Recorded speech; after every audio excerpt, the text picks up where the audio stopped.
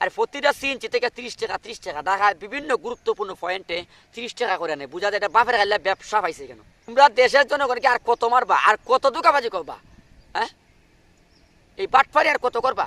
আলহামদুলিল্লাহ, আল্লাহ পাকের রব্বুল আলামিনের লাখ কোটি শুকরিয়া যে মহান রব্বুল আলামিন স্বাধীন বাংলাদেশে সুন্দরভাবে কথা বলা তৌফিক আল্লাহ তাআলা দিয়েছে।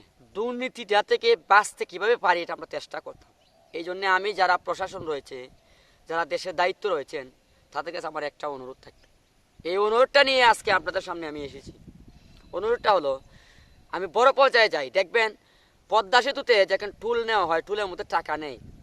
যদি 3 কোটি টাকা উঠে দিন, 3 কোটি টাকা যদি তারা ইনকাম হয়, দেখবেন জমা দেওয়ার সময় 2.5 কোটি টাকা 2 কোটি টাকা জমা হয়।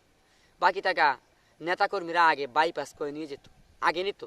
নতুন দেশ হওয়ার আগে এখানে কিছু দালাল ছিল, কিছু দেশদ্রোহী মানুষ ছিল যারা লুটে পেটে খাইতো এই দেশকে। স্বৈরাচার বাহিনীরা এই টাকাগুলো লুটপাট করতো। স্বৈরাচার বাহিনীকে একটা বাঘ দেওয়া লাগতো। আপনি যাবেন পুলিশ ক্লিয়ার আনতে, আমার নামে কোনো মামলা নাই, জীবনে কোনো মামলা হয় নাই, জীবনে কোনো মারামারিতে যাই নাই। যখন আমি যাবো আমার একটা পুলিশ ক্লিয়ার লাগবে, আমার একজন বিদেশে যাবে, তখন দেখবেন তাকে 2000 টাকা দেওয়া লাগে। কিসের জন্যে? বলে না এটা থানা এই সে বক্কর, মানে তারা নিয়ে বকবন্ডরের কারা খায়। এটা কিসের জন্য? আমি আমার নাগরিকত্ব অধিকার, নাগরিকত্ব স্বাধীনতা নিয়ে আমি পুলিশ ক্লিয়ার আনবো। আমার কোনো মামলা নাই, আমার কোনো প্রাপ্য অধিকার যেটা আমাকে সাদা দিবে, ওটার মধ্যে টাকা দেওয়া লাগে। এটা কিসের জন্য? এটা অবশ্যই একটা স্বৈরাচারী একটা ব্যবস্থা আছে, রয়েছে, পূর্বে যাচ্ছিল। যাবেন আপনি পাসপোর্ট করতে, সরকারি চালান কোনোটা আছে 4000 টাকা, 4300 টাকা, কোনোটা 5300 টাকা, কোনোটা ইমার্জেন্সি যে হয় 8000 টাকা চালান আছে। তো ওই জায়গাতে দালালের মাধ্যমে পাসপোর্ট করতে হয়, নাহলে বংশং করে বলে পুলিশ বিভাগে টাকা লাগে, এই লাগে সেই লাগে। আমার নামে কোনো মামলা নাই, কোনো দুর্নীতি মামলা নাই। এরপরও তাদেরকে একটা পাসপোর্ট করতে, স্বাভাবিক যেটা 1 মাসে পাসপোর্ট, এটা করতে আপনার দেখা যায় 12,000, 14,000, 15,000 টাকা দিতে হয়। আর যদি ইমার্জেন্সি হয় তাহলে 20,000 টাকা দিতে হয়। এই টাকা সরকারে ভ্যাট নেয় মাত্র ইমার্জেন্সি 8,500 টাকা, 4,000 টাকা, 5,500 টাকা। তিন ধরনের প্রক্রিয়া পাসপোর্ট রয়েছে, যেটা সরকারি চালান। আর বাকি যে 5,000 টাকা, 6,000 টাকা নেয়, সব অতিরিক্ত দালাল। দালাল শব্দের একটা অর্থ আমার এক হুজুরে উস্তাদে বলেছিলেন যে সবাই শুধু দালাল দালাল বলে। দালাল শব্দের অর্থ কি জানো? দালাল শব্দের অর্থ হলো প্রতারক। প্রতারক যদি বলি এই প্রতারক প্রতারক, তাহলে মানুষের কাছে খুব লাগে, কিন্তু দালাল শব্দের অর্থ হলো প্রতারক। এই দালালরা মানুষদের কাছ থেকে অতিরিক্ত টাকা নেয়। তো পাসপোর্ট অফিসে এই দুর্নীতি। যাবেন আপনি অবদার অফিসও, বিল ভয়ংসং করে বিল, সরকারি বিল বানাই এলে 12,000, 15,000 টাকা, 12,000 টাকা বিল। এখন 12,000 টাকা দিতে হবে। 1 দিন 2 দিন 3 দিন হাঁটলে বললো ভাই আপনার কোনো ব্যবস্থা আছে কিনা? তখন বলে কি জানেননি, ঠিক আছে আমাদেরকে তুমি 5,000 টাকা দেও, হ্যাঁ, আর ওই দিকে দেবে 3,000 টাকা। তো 5,000 টাকা আর 3,000 টাকা মোট 8,000 টাকা দিবেন। যখন আপনি 8,000 টাকা দিবেন, 5,000 টাকা নিয়ে যায় দালালে। আর কি করে, তো ওই বিলটাকে একটা আবেদন করাইয়া মঞ্জুর করা 3,000 টাকা আর রাতানি। এই 3,000 টাকা মঞ্জুর করাইয়া আপনাকে দস্তখত নিবে, আমি 3,000 টাকা দিলাম, দিয়ে একটা দস্তখত দেয়, আর টাকা নেয় 8,000। অর্থাৎ 5,000 টাকা তাদের পকেটে নিয়ে যায়, দালালদের পকেটে, আর 3,000 টাকা দিয়ে সরকারকে বুঝিয়ে নেই। এই হলো অবদার অফিসের অবস্থা। এবার আসুন রেলের অবস্থা। রেলের মধ্যে দেখবেন অনেক যাত্রী উঠে, তা যাত্রী উঠলে সরকার একটা আইন করে রাখছে, যারা বিনা টিকিটে ওঠে তাদের জন্য একটা লিস্ট আছে, অরিজিনালভাবে টিকিট কেটে নেও টিটিআর হাতে। দেখবেন ওখানে 5 জন যদি লোক হয়, ভাই আমার তো টাকা নাই, তো টিকিট দেয় একটা, টাকা নেয় 1,000, নিয়ে এইটার মধ্যে 400 টাকা টিকিট দেয়, 1,000 টাকা তাদের কাছ থেকে নিয়ে নেয়। টিকিটের মধ্যে লেখা আছে কিন্তু 500 টাকা অথবা 400 টাকা, তো নিয়ে 1,000 টাকা হয়ে যাও, বাকি 3 জন লাগবে না। এই লাগবে না টাকাটা দিনে 1,000 টাকা নেই, এই 500 টাকা তাদের পকেটে নেই, আর আমরা আপনাদেরকে গেট পার করে দেবো। এই রেলের ক্ষেত্রে কিন্তু এইভাবে দুর্নীতি হয়।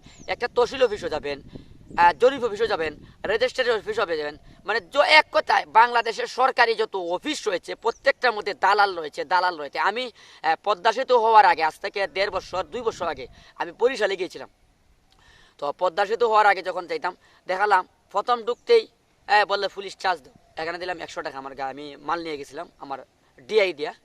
তো এখানে দিলাম 100 টাকা। একটু আগাইলাম, আনচার করতে চাই, এখানে টাকা দাও, দিলাম আর 100 টাকা। তো আর একটু আগাইলাম, ছেলেরা বেয়ে দিচ্ছে, এই মাল কি দেখলাম, বাসা ভাই 400 টাকা লাগবে। কিসের জন্য ভাই টাকা? খাই নিয়ম জানাস, এখানে টাকা লাগে। এই আরে ভাই এখানে কিসের জন্য তোমাদেরকে টাকা দিব? বাধ্যতামূলক হয়ে 200 টাকা তাদেরকে তরকারি দিলাম, দিয়ে সেখানে উঠলাম।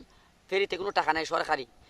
ওইবারে গেছি, পরে আবার এক দলালে কোথায় টাকা দেবো, আরে কিসের জন্য? আবার দিলাম, আবার পুলিশ চার্জ, আবার আনচার্জ চার্জ, 6 টাকা দিতে দিতে আমার 2,000 টাকা এখানে ফ্রি দিলাম।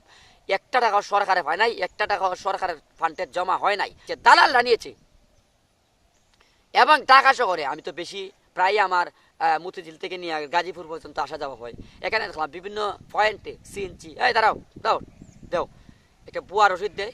কোনো এটার মধ্যে কোনো প্রশাসন শিল নাই, এটার মধ্যে কোনো পুলিশ নাই, কোনো সরকারি লোক নাই, কোনো পৌরসভার নাই, কোনো হাই কমিশনের নাই, কিছু নাই। 30 টাকা করে নেই। জিজ্ঞেস করলাম ভাই এটা কিসের জন্য? ভাই এটা নেতারা নিয়ে বুক করে খায়। আর প্রতিটা সিএনজি থেকে 30 টাকা 30 টাকা, ঢাকায় বিভিন্ন গুরুত্বপূর্ণ পয়েন্টে 30 টাকা করে নেয়। বোঝা যায় এটা বাপের গাল্লা ব্যবসা পাইছে কেন? আরে ভাই এটা কি? তোমরা দেশের জনগণকে আর কত মারবা, আর কত ধোঁকাবাজি করবা? হ্যাঁ, এই বাটপারি আর কত করবা? তো আমি বলতে চাবো এবার, এই যে দুর্নীতিগুলো হয় দিবেন এই নতুন বাংলাদেশে, শোনা বাংলাদেশের জন্য এই দুর্নীতিটা কমসে কম আর না হয়। যেদিকে যাবেন ওই দালালগুলাকে চিহ্নিত করুন। আম পাবলিক যারা আছেন এখন থেকে বিভিন্ন ক্যামেরার মাধ্যমে দালালগুলাকে চিহ্নিত করুন। প্রয়োজন করে আমাদের কাছে পৌঁছা দিবেন, আমরা যারা সাংবাদিকতা করে আমরা দেখে নিব। আর না হয় পরবর্তী যে ফাঁড়ি আছে, পুলিশ প্রশাসন আছে, তাদের নাম্বার নিয়ে যাবেন। যে কোনো ক্ষেত্রে ভোট চাইলেই দালালদেরকে আপনারা চিহ্নিত করে রাখবেন। ও দালাল কারা, হসপিটালে দেখবেন ভর্তি করলে ভর্তি মাত্র ফিস 20 টাকা। তো দালালে বলে এই তোমাকে সিট দিমু, দিয়ে তো। এই হবিগঞ্জে দালালে, হবিগঞ্জ হসপিটালে দালাল রয়েছে 20 জন। হ্যাঁ, ওই প্রত্যেকটা হসপিটালেই হাজার হাজার শত শত দালাল রয়েছে। অনেক লোক নিরুপায় হয়ে যায় হসপিটালে, যাওয়ার ফলে তাদেরকে সহযোগিতা করে, এই করে টেই করে টাউডারি করে। তাদের হাত থেকে হসপিটালে ফিস লাগে 20 টাকা ভর্তি ফিস, কিন্তু দেখা যায় তাদের কাছে 300 টাকা নিয়ে যায়, 500 টাকা নিয়ে যায়, বলে আমি সিট ব্যবস্থা করে দিব। হসপিটালে দালাল, উপজেলায় দালাল, তহসিল অফিসে দালাল, ফাস্টফুড অফিসে দালাল, মানে এক কথায় দালাল মুক্ত বাংলাদেশ কিভাবে গড়া যায় আপনি আমি মূলে যেন চেষ্টা করি। যে কোনো সময় কোনো অবস্থায় যেন আমরা দালালকে 1 টাকা না দেই। দালাল মুক্ত বাংলাদেশ গড়ার জন্য আহ্বান তিনি এখানে বক্তব্য বললাম। আসসালামু আলাইকুম রহমতুল্লাহি ওয়া বারাকাতুহু।